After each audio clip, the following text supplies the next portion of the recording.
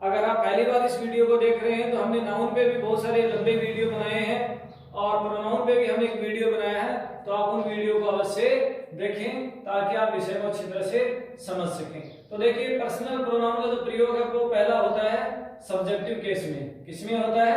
Subjective case में। इसका मतलब ये है कि पर्सनल प्रोनाउन जो है वो किसी भी सेंटेंस का एक सब्जेक्ट बन सकता है। तो पर्सनल प्रोनाउन सब्जेक्ट तो बन सकता है सेंटेंस का, उसमें क्या क्या गलतियां हमसे हो जाती हैं वो देख लेते हैं और इनका प्रयोग कैसे होता है। देखिए, Ram is going to city, he will buy a book। ये हमारा सेंटेंस है। Ram is going to city, he will buy a book. यहां पे राम सब्जेक्ट है, ये एक नाउन है। ये क्या है? एक नाउन है। यहां पे ये क्या है? एक सब्जेक्ट है और ये एक प्रोनाउन है। तो हमने ये देखा कि जब भी कोई प्रोनाउन सब्जेक्ट बनता है किसी सेंटेंस का तो वो सब्जेक्टिव केस में ही होना जरूरी है। जैसे अभी हमने पिछले वाले वीडियो में जो प्रोनाउन का चार्ट देखा उसमें हमने ये देखा कि ही है वो सब्जेक्टिव केस में है, तो कई बार इसकी जगह हिम लिख दें या हीज लिख दें, तो ये गलत है। अगर हमारा प्रोनाउन सब्जेक्ट की जगह यूज हो रहा है तो वहां पे सब्जेक्टिव केस में ही होना जरूरी है।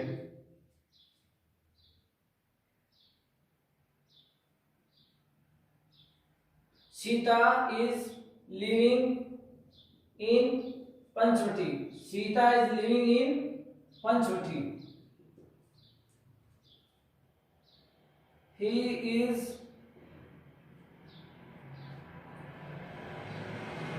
plucking flowers in garden। Sita is living in Panchvati, he is plucking flowers in garden। यहां देखिए, सीता एक सब्जेक्ट है और ये इसका प्रोनाउन है। ये भी सब्जेक्टिव केस में है, लेकिन ये गलत है। यहां पे एक महिला है और महिला के लिए ही जो है वो यूज नहीं होता है, उसके लिए सी इस्तेमाल होता है। तो हमें ये ध्यान रखना है कि हमारा जो सब्जेक्ट है या जो प्रोनाउन है वो केवल सही नहीं हो, उसका जेंडर भी बिल्कुल सही होना चाहिए। जैसे यहाँ पे एक महिला है तो महिला के लिए हम क्या यूज करते हैं? ही, न कि सी। या कई बार हम ऐसा इस्तेमाल कर देते हैं हर, तो ये भी गलत है। तो हमें ध्यान रखना चाहिए कि वो सही केस में हो, सब्जेक्ट में आ रहा हो तो वो सब्जेक्ट में ही हो। कई बार हमारे पास दो सब्जेक्ट होते हैं,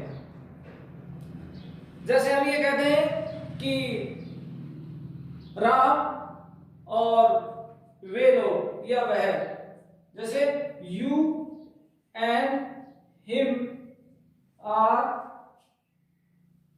playing game. You and him are playing game। यहां पे देखिए, ये you एक सब्जेक्ट है और वो एक सब्जेक्टिव केस में यूज हो रहा है, तो ये सही है। him यहाँ पे एक सब्जेक्ट है क्योंकि यहाँ पे हेल्पिंग वर्ब है और हेल्पिंग वर्ब के पहले क्या होता है? सब्जेक्ट होता है। तो यहाँ पे him जो कि लिखा हुआ है वो ऑब्जेक्टिव केस में है, जबकि यहाँ आना क्या चाहिए? यहाँ आना चाहिए सब्जेक्टिव केस में। तो यहाँ पे ये गलत है, यहाँ पे him नहीं होगा, ही होगा। यहां पे क्या होगा? ही होगा। तो जब दो प्रोनाउन एक साथ आए तो हमें ये देख लेना चाहिए कि अगर वो दोनों सब्जेक्ट की जगह इस्तेमाल हो रहे हैं तो दोनों का केस सही हो, सब्जेक्टिव केस में हो। हमारे एग्जाम में ऐसे क्वेश्चन, बहुत सारे क्वेश्चन पूछे जा सकते हैं। कई बार हमारे से ये क्वेश्चन पूछा जाता है कि मान लीजिए कि हमारा जो इज आर से पहले वाला जो सब्जेक्ट है वो हमारा सब्जेक्टिव केस में है, तो इनके आगे वाला जो है वो सब्जेक्टिव केस में ही होगा। जैसे कि it is me, it is her, ऐसे सेंटेंस में ये मैं हूं, ये मैं हूं, ये वो है। तो ये देखिए यहाँ पे क्या ये सही है दोनों? ये गलत है। यहाँ दोनों का ये जो केस है वो गलत है। यहाँ पर आएगा इट इज मी, ये तो मैं हूं। इट इज शी, ये तो वो है। It is me, it is he. तो ये भी हमें ध्यान रखना है कि क्या हमसे गलती हो सकती है। कई बार जब हम रिलेटिव प्रोनाउन पढ़ते हैं तो हम देख लेते हैं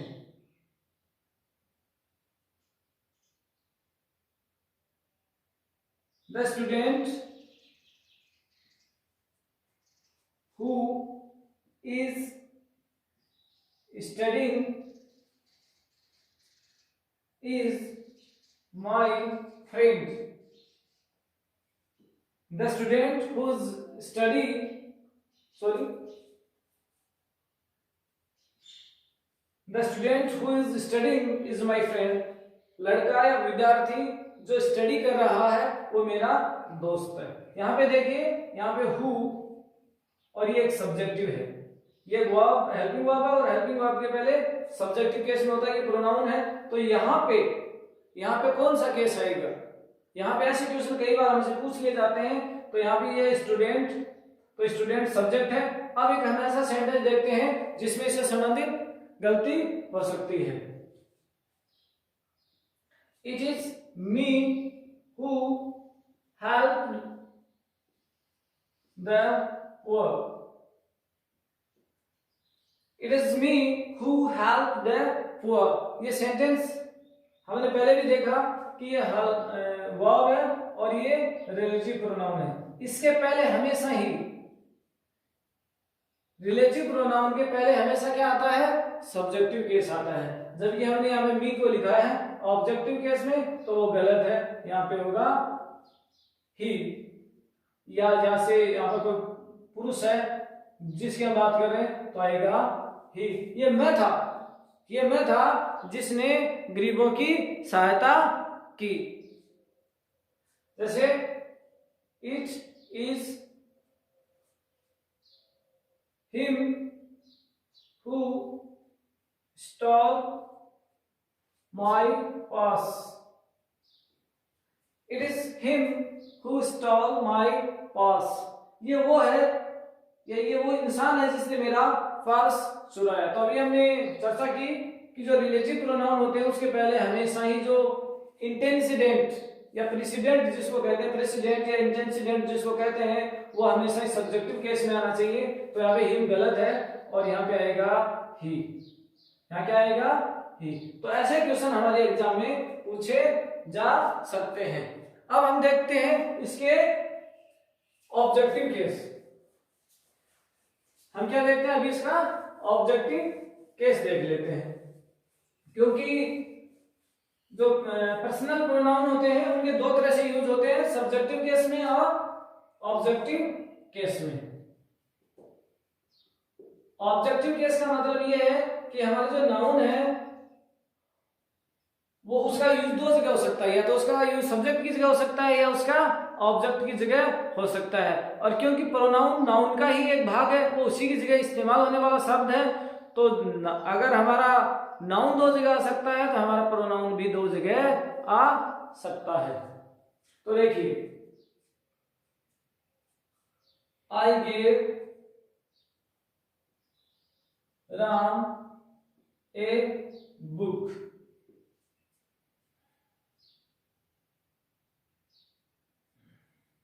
They saw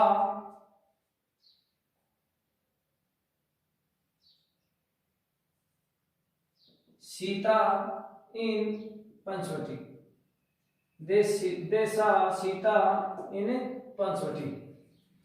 और यहाँ पे एक सब्जेक्ट है और वो सब्जेक्टिव केस में इस्तेमाल हो रहा है, बिल्कुल सही है। यहाँ पे वो हमारी मैन वर्ब है और मैन वर्ब के आगे क्या होता है? ऑब्जेक्ट, और वो यहाँ पे राम है। यहाँ पे दे एक सब्जेक्ट है और वो बिल्कुल सब्जेक्टिव केस में यूज हो रहा है, बिल्कुल सही है। ये हमारी वर्ब है। सा जो सी की सेकंड फॉर्म है। यहाँ पे हमेशा मैन वर्ब के बाद में अगर कोई नाउन हो, मैन वर्ब के आगे अगर कोई नाउन है तो हमेशा ये ऑब्जेक्टिव केस में होता है। तो यहाँ पे सीता है और सीता एक ऑब्जेक्ट है, तो ये इस्तेमाल बिल्कुल हो रहा है। लेकिन अमूमन जो विद्यार्थी हैं वो गलती क्या करते हैं, वो ये है कि जैसे आई सा ही इन द सिटी, मैंने उसे शहर में देखा। आई सा हिम इन द सिटी, तो देखिए आई एक सब्जेक्ट है और वो अपनी जगह इस्तेमाल हो रहा है। हिम यहाँ पे एक ऑब्जेक्ट है और वो बिल्कुल सही इस्तेमाल हो रहा है। तो कई बार विद्यार्थी यहाँ पर हिम की जगह क्या लिख देते हैं, ही। अब देखिए यहाँ पे मैन वर्ब के बाद में क्या आता है, अगर नाउन या प्रोनाउन आता है तो वो ऑब्जेक्ट होता है, और यहाँ पे ही लिखा हुआ है सब्जेक्टिव केस में, तो ये गलत है।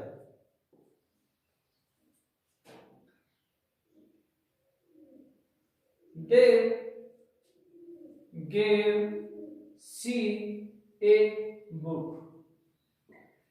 They gave she a book. उन्होंने उसको एक किताब दी। यहाँ पे मैन वर्ब के आगे अगर नाउन या प्रोनाउन है तो ऑब्जेक्टिव केस में, जबकि ये तो सब्जेक्टिव केस है, तो ये गलत है। यहाँ पे ही नहीं होगा, शी नहीं होगा, उसका ऑब्जेक्टिव केस होगा हर। जिस प्रकार से यहाँ इसका ऑब्जेक्टिव केस हुआ him.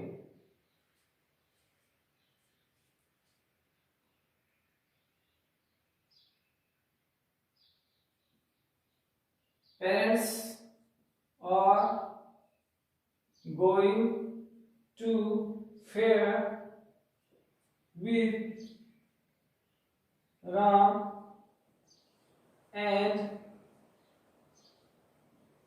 C. Parents are going to fair with Ram and C. जो माता पिता है वो राम और उसके साथ, ये कोई लड़की है उसके साथ मेले में जा रहे हैं। यहाँ पे जो राम है वो ऑब्जेक्टिव केस में है और यहाँ पर एंड ए कंजंक्शन लगा हुआ है, तो अगर राम ऑब्जेक्टिव केस में है तो सी भी ऑब्जेक्टिव केस में होना चाहिए। तो यहाँ पे इसने गलत लिखा है, सी यहाँ पे होगा ह। क्या होगा, ह। तो हमें ऑब्जेक्टिव केस में भी ये ध्यान देना चाहिए कि वो गलत हो या सही, तो हमें गलत से बचना चाहिए और सही का हमें इस्तेमाल करना चाहिए। तो हमारा जो ऑब्जेक्टिव केस है वो अभी हमने देखा, मी और यू, अस, हिम, हर और दे। ये हमारे जो 5 पर्सनल प्रोनाउन जो हमारे हैं, जो इंसानों के लिए यूज होते हैं, इनका यूज सही सही हो। जैसे they are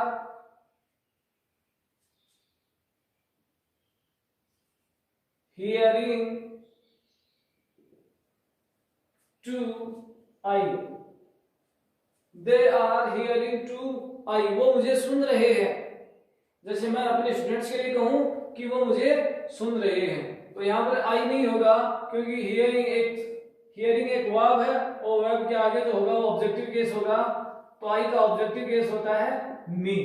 ये अब सही है, they are hearing to me, तो they are hearing to I गलत था, मी सही है। तो अभी हमेशा ध्यान रखें जब भी पर्सनल प्रोनाउन का यूज करें तो उसके जो केस हैं वो बिल्कुल सही होने चाहिए। अब हम देखते हैं पजेसिव प्रोनाउन, जो कि हमारा अगला प्रोनाउन है, वो हम देखते हैं।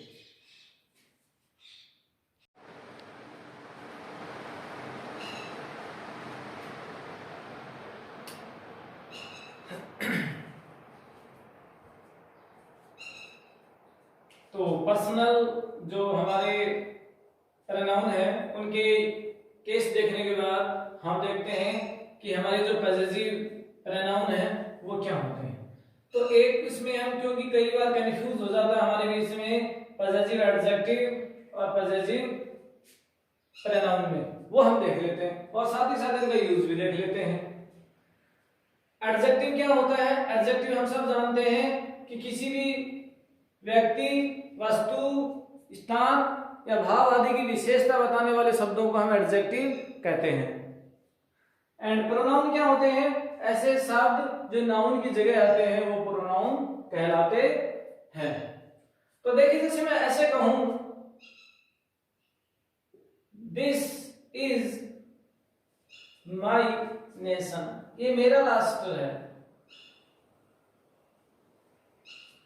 या हम ऐसे कहें, जैसे छोटे बच्चे कहते हैं दिस इज आवर स्कूल, ये हमारी स्कूल है।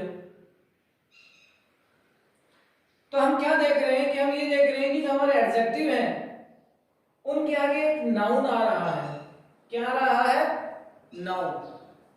एडजेक्टिव के आगे नाउन आ रहा है, और क्योंकि ये एडजेक्टिव इस नाउन को डिफाइन कर रहा है, इसकी क्वालिटी को बताता है, उसके क्वांटिटी को बताता है, तो विशेषता बताने वाले शब्दों को एडजेक्टिव कहते हैं। तो नाउन जो कि नेशन जो कि एक नाउन है, उसका माई है वो एक एडजेक्टिव है। लेकिन इसी सेंटेंस में हम ऐसे कहें दिस नेशन इज माइन,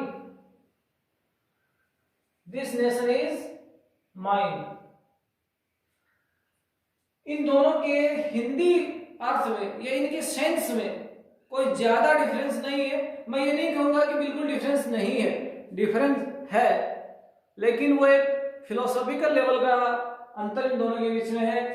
यह मेरा राष्ट्र है, यह मेरा राष्ट्र है, यह राष्ट्र मेरा है, यह राष्ट्र मेरा है, यह मेरा राष्ट्र है। इन दोनों के बीच में थोड़ा फिलोसॉफिकल डिफरेंस है। तो हम क्या समझे कि जब पॉजेसिव के आगे एक नाउन आ जाए तो वो एडजेक्टिव कहलाता है, और जब पॉजेसिव के आगे कोई नाउन नहीं आए तो वो प्रोनाउन कहलाता है। इसका अर्थ ये हुआ कि जब प्रोनाउन जो होते हैं, जो पॉजेसिव जो प्रोनाउन जो हमारे होते हैं, वो मूल रूप से वो क्या होते हैं, वो जैसे हमारे जो पॉजेसिव होते हैं माई प्लस नाउन, माई प्लस नाउन होते हैं। लेकिन ये नाउन लिखा नहीं जाता है, ये केवल अंडरस्टूड रहता है, जो कि हम समझते हैं। जैसे यहाँ पे माई का मतलब है माई नेशन, माइन का क्या मतलब है? माई नेशन, जो कि हमारे लिए अंडरस्टूड है। दिस इज आवर स्कूल, ये हमारी स्कूल है। हम इसी को ऐसे कह सकते हैं our school is this, sorry हम ऐसे भी कह सकते हैं, मैंने थोड़ा गलत लिख दिया था, दिस स्कूल इज आवर्स, यह स्कूल हमारी है, यह स्कूल हमारी है, यह हमारी स्कूल है, यह हमारी स्कूल है, यह स्कूल हमारी है। थोड़ा डिफरेंस जो कि फिलोसॉफिकल लेवल पे है। तो जब पॉजेसिव के आगे एक नाउन आ जाए तो वो पॉजेसिव एडजेक्टिव कहलाता है, और जब पॉजेसिव के आगे का नाउन लिखा ना जाए, वो केवल अंडरस्टूड रहे, तो वो एक प्रोनाउन है। Your, this is your marker, this is your marker, ये आपका मार्कर है। हम इसी को ऐसे कह सकते हैं this marker is yours, this marker is yours, यह मेरा मार्कर है, यह मार्कर मेरा है। His, this is his car, this is his car, यह उसकी कार है। जैसे कोई कार खड़ी है, हम कहेंगे ये उसकी कार है। This car is his, this car is his car, this is his car, this car is his, यह उसकी कार है, यह कार उसकी है।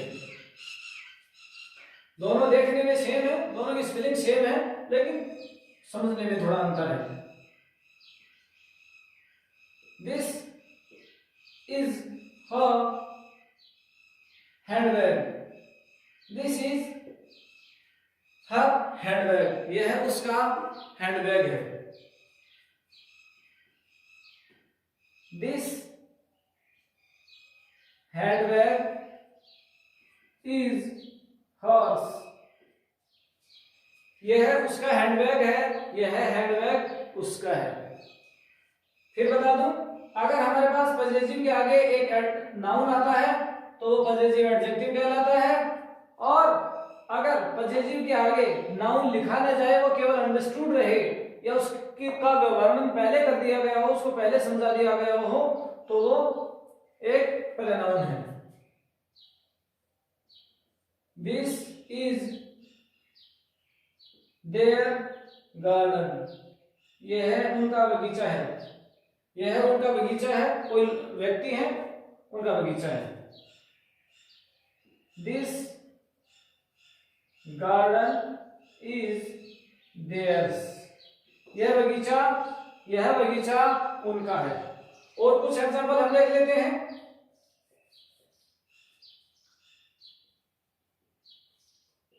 Ram is one of my friends. Ram is one of my friends. Ram मेरे दोस्तों में से एक है। राम मेरे दोस्तों में से एक है। मेरे बहुत सारे दोस्त हैं और उनमें से राम मेरा एक दोस्त है। इसी सेंटेंस को अब हमने कैसे यूज किया? एडजेक्टिव के रूप में। ये माई यहाँ पर एडजेक्टिव हो गया, ये इसका नाउन हो गया, और नाउन की विशेषता बताने वाला क्या होता है? एडजेक्टिव होता है। इसी सेंटेंस को हम ऐसे लिख सकते हैं, Ram is one friend of mine. Ram is one friend of mine. इसका अर्थ यह हुआ कि राम मेरे बहुत सारे दोस्तों में से एक दोस्त है। यहाँ पे माइन का मतलब क्या है? यहाँ माइन का मतलब है mine equal my friends. Mine equal my friends. लेकिन यहाँ पर फ्रेंड्स को लिखा क्यों नहीं गया? क्योंकि वो वर्ड पहले आ चुका है, इसलिए उसको रिपीटिशन से बचाने के लिए, क्योंकि बार बार उसका यूज ना हो, और क्योंकि प्रोनाउन का हम पहले चर्चा कर चुके हैं, यही उसका काम होता है कि वो शब्दों को दोहराव से बचाता है, शब्दों का दो बार इस्तेमाल न हो। तो क्योंकि हमें देखना पजेसिव प्रोनाउन था, लेकिन हमने साथ ही साथ पजेसिव एडजेक्टिव भी देख लिया, ताकि इनके बीच में हमारे कोई कंफ्यूज हम अब न हो जाए और हम इनको मिसअंडरस्टैंड न कर दें। अब अभी हम देखते हैं हमारा जो आगे का, जो कि डेमोन्स्ट्रेटिव जो हमारे जो प्रोनाउन है उनको हम देख लेते हैं कि डेमोन्स्ट्रेटिव प्रोनाउन क्या होते हैं और उनका यूज कैसे होता है।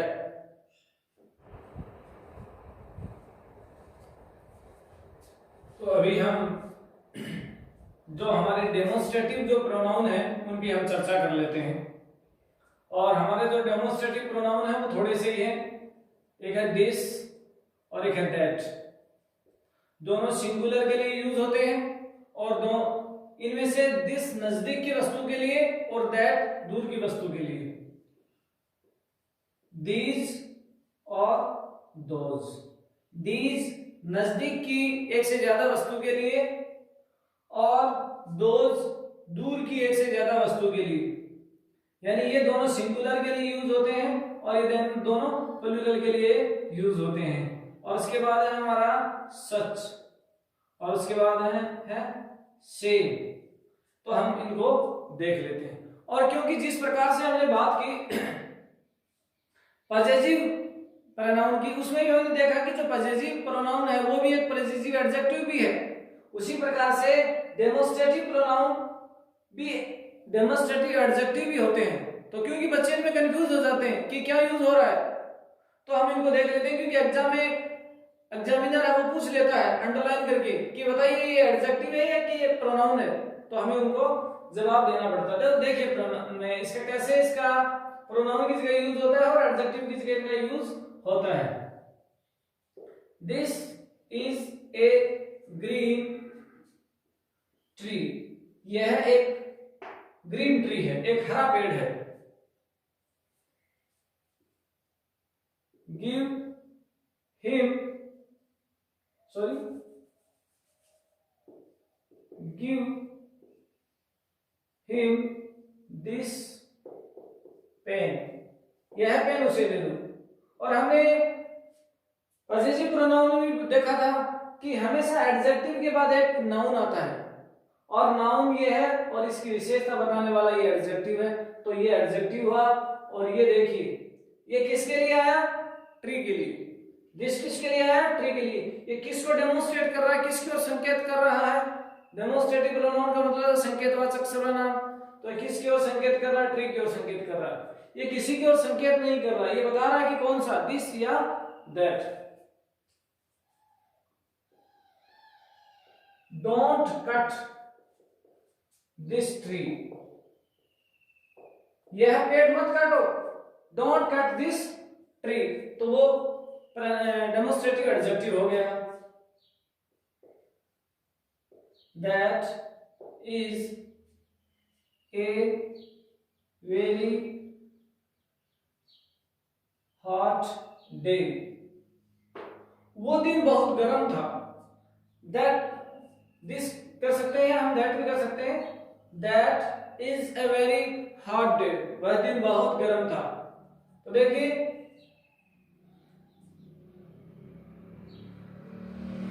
Do not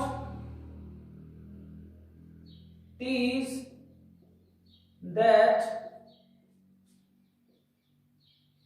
woman, do not tease that poor man, उस गरीब आदमी को मत सताओ। टीज यानी सताना, परेशान करना। उस गरीब आदमी को, उस गरीब आदमी को, दूर स्थित गरीब आदमी को मत परेशान करो, उसे मत तंग करो। तो ये उस आदमी की विशेषता बताता है, उस आदमी को संकेत कर रहा है। जबकि यहाँ पे ये केवल संकेत कर रहा है इस पेड़ की ओर, और उस पेड़ का मीनिंग अलग है। और क्योंकि ये पेड़ दिन के लिए आया है तो ये दैट प्रोनाउन हो गया। these are grapes, these are grapes, ये अंगूर है। these are grapes, यहाँ पर these जो वर्ड है वो grapes की ओर इशारा करता है, एक से ज्यादा वस्तु के लिए इशारा करता है। तो ये these एक प्रोनाउन हो गया, वो grapes की जगह आ रहा है। जैसे लोमड़ी और अंगूर की कहानी में लोमड़ी ने क्या कहा, I will not eat these grapes, I will not eat these grapes, मैं इन अंगूरों को नहीं खाऊंगी। I will not eat these grapes, मैं अंगूरों को नहीं खाऊंगी। यह अंगूर के पहले दीज का प्रयोग हुआ है और वो उसकी विशेषता बताता है। तो विशेषता बताने वाले शब्दों को एडजेक्टिव कहते हैं। और ये यहाँ पे संकेत कर रहा है, तो ये डेमोन्स्ट्रेटिव प्रोनाउन हो गया, और ये संकेत करते हुए उनकी विशेषता बताता है, तो डेमोन्स्ट्रेटिव एडजेक्टिव हो गया। दोज और मैंगोज, दोज आर मैंगोज, वो आम है, वो आम है। कोई दूर पड़े हुए फलों का हम कह सकते हैं कि वो आम है।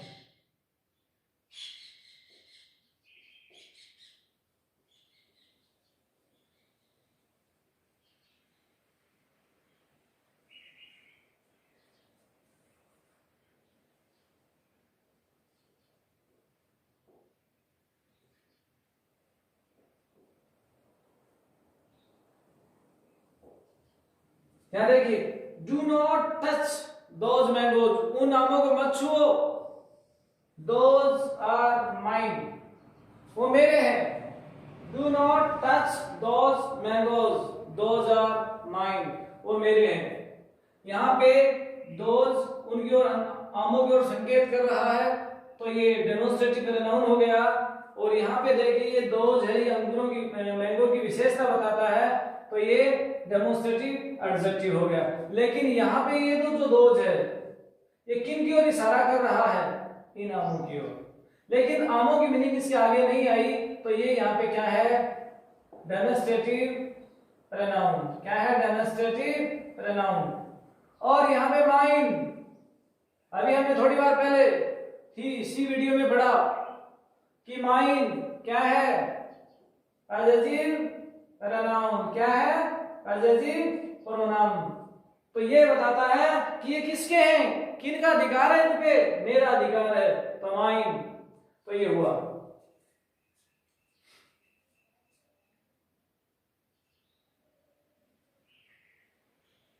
Rohan is the owner and as such he has right to sell this house. Rohan is the owner and as such he has right to sell this house. Rohan इस घर का मालिक है, ऑनर है, and as such he has right, उसके पास अधिकार है टू सेल, बेचने का, दिस हाउस। क्योंकि वो इस घर का मालिक है इसलिए उसे इस घर को बेचने का अधिकार है। तो यहाँ पे सच किसके लिए आया? यहाँ पे सच रोहन के लिए आया और द ओनर के लिए आया। तो हम यहाँ सच की जगह से लिख सकते हैं एज द ओनर। रोहन घर का मालिक है और घर के मालिक के रूप में, घर के मालिक के रूप में उसके पास उसे बेचने का अधिकार है। तो ये हुआ हमारे पास कि सच एक डेमोस्ट्रेटिव प्रोनाउन के रूप में कैसे यूज होता है। और ये देखिए, do not tease such a beast. Beast mean furious animal, domestic animal, कोई जंगली जानवर, खूंखार जानवर। ऐसे जंगली जानवरों को मत छेड़ो, हो सकता है कि वो हमारे लिए बड़ी डेंजरस हो। Do not tease such a beast, ऐसे जानवर को मत छेड़ो। तो कैसे जानवर को? ऐसे जानवर को। तो इसका प्रयोग, सच का प्रयोग एडजेक्टिव के रूप में और यहाँ पर सच का प्रयोग एक प्रोनाउन के रूप में। तो एग्जामिनर हमसे क्या करता है, कई बार ऐसा सेंटेंस दे देता है और ये पूछता है कि ये क्या है, ये नाउन है, प्रोनाउन है, वर्ब है, एडजेक्टिव है, एडवर्ब है, कंजंक्शन है, ये क्या है? तो हमें जवाब देना पड़ता है कि ये प्रोनाउन है, ये डोमेस्टिक प्रोनाउन है।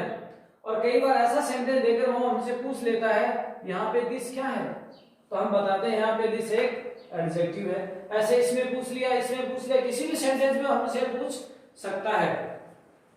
देखिए सेम एंड जो प्रोनाउन है उसका यूज करते हैं, इस्तेमाल देखते हैं सेंटेंस में। I gave him a book and the same was returned to me. I gave him a book, मैंने उसे एक पुस्तक दी।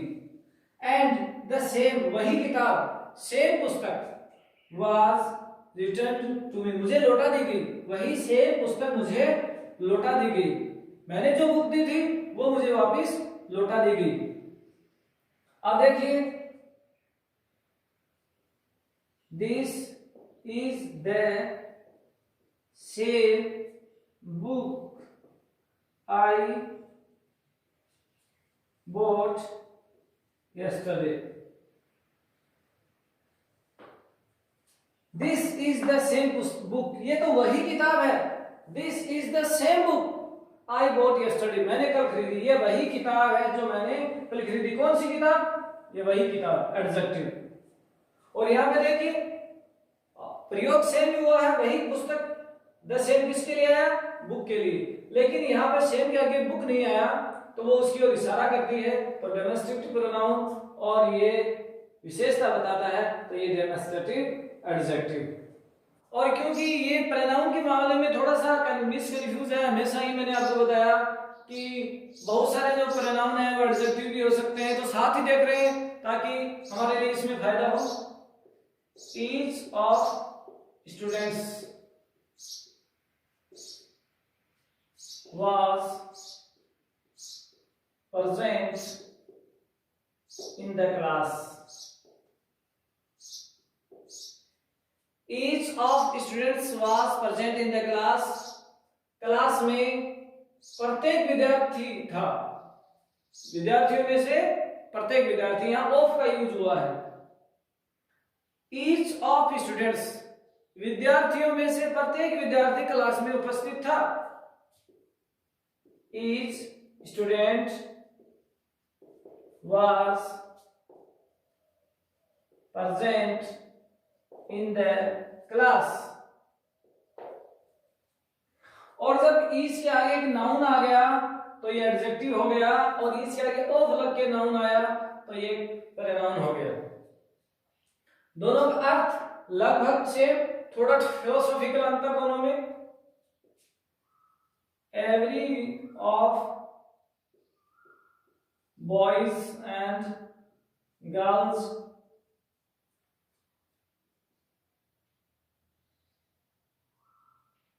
performed on the stage. लड़कों में से एंड लड़कियों में से प्रत्येक ने स्टेज पे परफॉर्म किया। लड़कों में से और लड़कियों में से प्रत्येक ने स्टेज पे परफॉर्म किया। Every boy and girl performed on the stage. प्रत्येक लड़के और लड़की ने स्टेज पे परफॉर्म किया, लगभग अर्थ से, लेकिन दोनों का ग्रामेटिकल यूज अलग अलग। कई बार हमसे एग्जाम में पूछ लेता है, बताइए यहाँ पे ईच क्या है, तो यहाँ पे ईच एडजेक्टिव है, बताइए यहाँ पे ईच क्या है, यहाँ पे ईच प्रोनाउन है, बताइए यहाँ पे एवरी क्या है, एक एवरी प्रोनाउन है, बताइए यहाँ पर एवरी क्या है, यह एडजेक्टिव है। मैं जगह देखिए, neither of Ram, neither of boys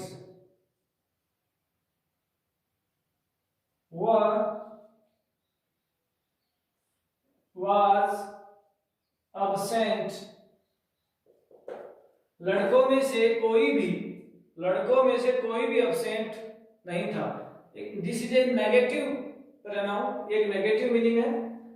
neither of boys was absent, लड़कों में से कोई absent नहीं था।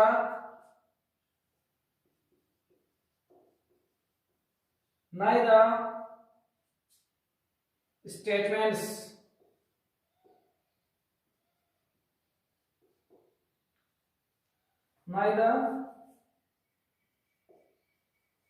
statement was true. neither statement was true, कोई भी कथन, स्टेटमेंट कथन सही सत्य नहीं था। neither statement was true, कोई भी कथन सत्य नहीं था। तो यहाँ पे पूछ ले कि neither क्या है, तो एडजेक्टिव है, यहाँ पे neither क्या है, प्रोनाउन है either। इसका अपोजिट ये नेगेटिव, अभी हम जो लिख रहे हैं वो positive. either of Ram and Shyam, या either of boys will attend the party. either of boys will attend the party, लड़कों में से कोई एक, either मीन कोई एक पार्टी को ज्वाइन करेगा, पार्टी में जाएगा। either boy will attend the party,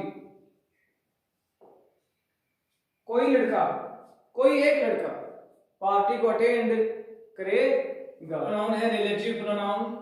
जब हमारे whom, whose, that, etc. are used to connect two sentences are called relative pronoun. जब who, whom, whose, that, etc. इत्यादि शब्दों को हम दो सेंटेंसों को जोड़ने के लिए, दो सेंटेंसों को कनेक्ट करने के लिए जब उनका यूज करते हैं तो ये रिलेटिव प्रोनाउन कहते हैं। रिलेटिव मीन रिलेशन, ये दो सेंटेंसों के बीच में रिलेशन करते हैं। This is the boy who was reading with me yesterday. This is the boy, ये वही लड़का है जो कल मेरे साथ पढ़ रहा था। Who दो सेंटेंसों को जोड़ने का काम कर रहा है, तो ये रिलेटिव प्रोनाउन है। या हम ऐसे भी कहें, यहाँ पे who का प्रयोग हुआ है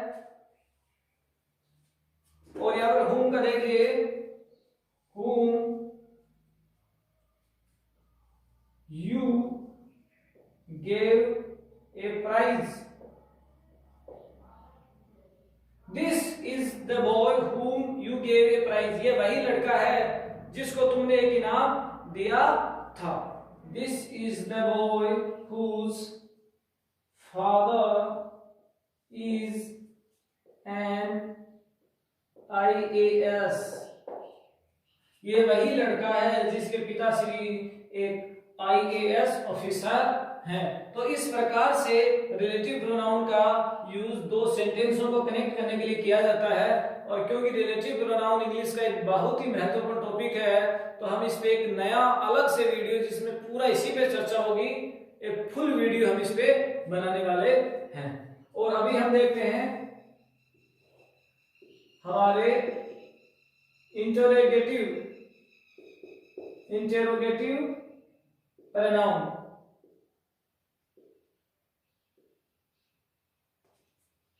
What do you want to collect? What do you want to collect? Answer हो गया I want to collect the old paintings.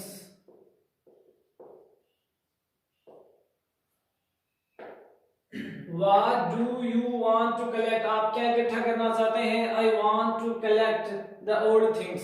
यहाँ पे what एक इंटरोगेटिव प्रोनाउन है, क्योंकि प्रोनाउन वो शब्द होता है जो किसी दूसरी वस्तु के लिए, किसी दूसरे नाउन के लिए आता है। तो दूसरा नाउन ये है ओल्ड पेंटिंग, और इसका आंसर है, और इसके लिए यहाँ पे आया what। यहाँ पे देखिए what एक रिलेटिव प्रोनाउन भी हो सकता है, एक what एक इंटरोगेटिव प्रोनाउन भी हो सकता है।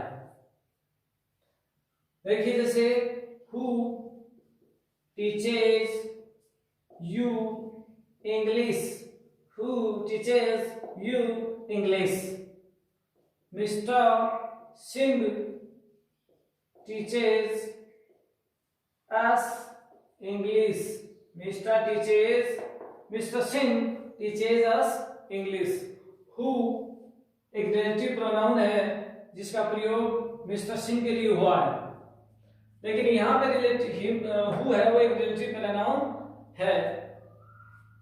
तो इस प्रकार के हमारे पास बहुत सारे what, where, why, when, whom, whose, how, इस प्रकार के कई हमारे पास जो WH वर्ड जिनको हम बोलते हैं, क्या बोलते हैं WH वर्ड्स, वो हमारे पास इंटरोगेटिव प्रोनाउन होते हैं और इंट्रोगेटिव प्रोनाउन क्वेश्चंस बनाने के काम में आते हैं। अब देखिए कैसे इंट्रोगेटिव जो प्रोनाउन है वो इंट्रोगेटिव एडजेक्टिव हो जाते हैं, किस प्रकार से वो interrogative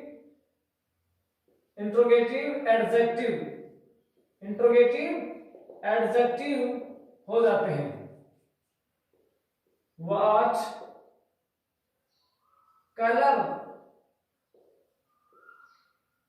do you like, what colour do you like. मैंने बताया कि जब भी किसी वर्ड का आगे नाउन आ जाए तो उसकी विशेषता बताने लगता है। यहां पे देखिए व्हाट, यहां पे व्हाट क्या है, एक इंट्रोगेटिव प्रोनाउन है जो कि द वर्ड पेंटिंग के लिए आया है। और यहां पर ये देखिए कलर से पहले आ चुका है, तो यहां पर ये एडजेक्टिव बन चुका है। I like the green colour, I like the green colour. तो ये देखिए ग्रीन कलर, तो ग्रीन कलर से पहले आ चुका है, तो ये इसी के लिए आया है, तो ये देखिए यहाँ पे एडजेक्टिव है। तो बहुत सारे जो इंट्रोगेटिव प्रोनाउन है वो इंग्लिश में इंट्रोगेटिव एडजेक्टिव भी हो सकते हैं, जैसे which class do you read, in which class do you read, इन आप कौन सी क्लास में पढ़ते हैं।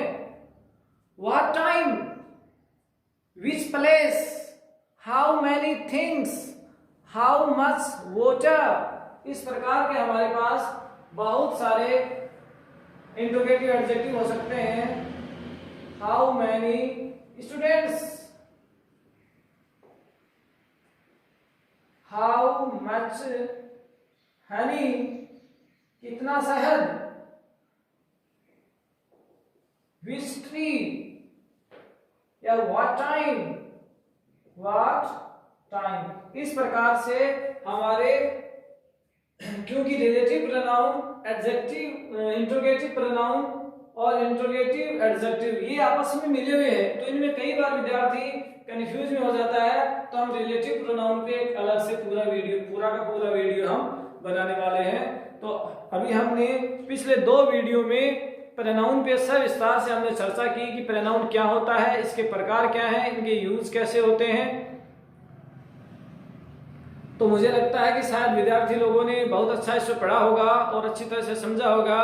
अभी हम आगे वाले वीडियो में एडजेक्टिव पे हम चर्चा करने वाले हैं कि एडजेक्टिव क्या होता है, एडजेक्टिव के क्या अर्थ हैं, उसकी क्या परिभाषा है, कितने प्रकार का होता है, एडजेक्टिव का क्या बन सकता है और क्या क्या एडजेक्टिव पे हमें और चीजें पढ़ने को मिल सकती हैं, ये हम अगले वाले वीडियो में देखेंगे।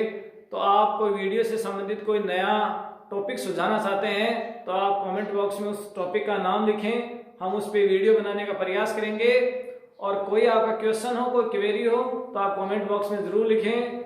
और अंग्रेजी सीखने के लिए अपने इस चैनल को सब्सक्राइब करें, ज़्यादा से ज़्यादा अपने दोस्तों के साथ, अपने विद्यार्थियों के साथ शेयर करें, ताकि ज़्यादा से ज़्यादा विद्यार्थी इस समय इस इंग्लिश पढ़ने वाले जो चैनल है उसका फायदा ले सकें और हम अंग्रेजी को एक बेहतर ढंग से पढ़ सकें।